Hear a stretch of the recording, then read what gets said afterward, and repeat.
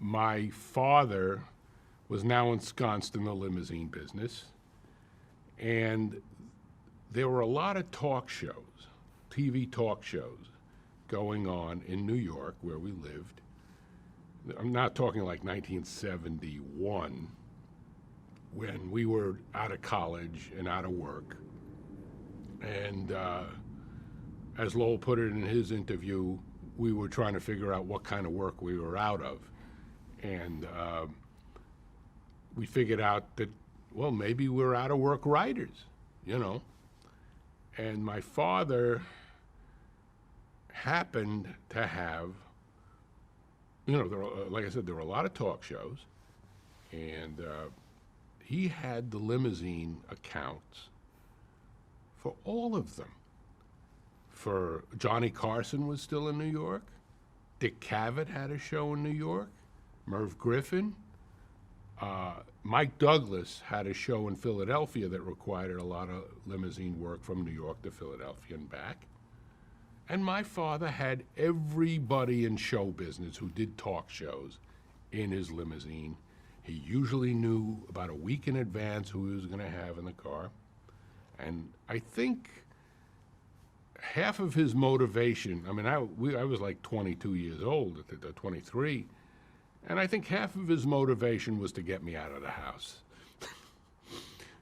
Whatever, you know, he was very eager to help get our material to people who might be, and you know, when you're responsible for somebody's life by driving them in a car, it kind of makes somebody reluctant to not take a piece of material that you hand them, you know. Plus, my father had this charm about him, and a lot of people knew him because he had had them all in the car before, and he was able to, he was a very good schmoozer.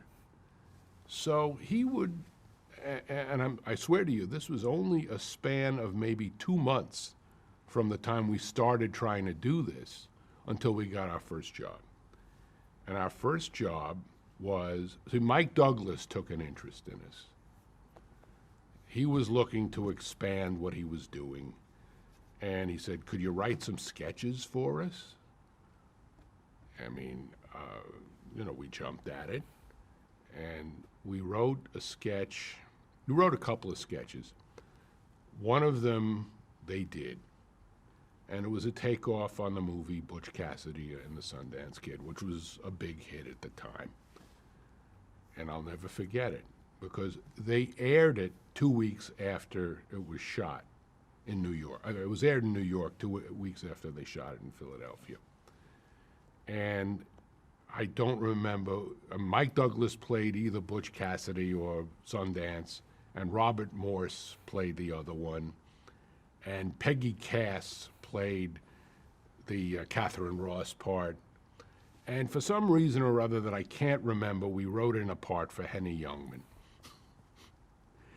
And 2 weeks later, we watched it, and we were appalled. We were just appalled. They had a studio audience, but they pre-taped it.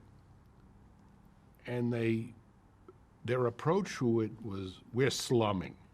We're doing a sketch. Look at how silly we are doing a sketch. And I, of course, not knowing anything, being a fetus, basically, thought to myself, well, that's it. We're out of show business. It's not like our names were mentioned, who wrote this, nothing. But I was ready to take the gas pipe and say, that's it, we tried, but, to this day, I watch Mad Men, and I look at Robert Morse, and I still get a bellyache from it. And so that was, and then he hired, Mike Douglas was thrilled with it, though. It was a very nice man. And we got hired to write material for his one and only appearance in Las Vegas. And he was very pleased with that, too. Vegas wasn't completely thrilled with him, but, this happens.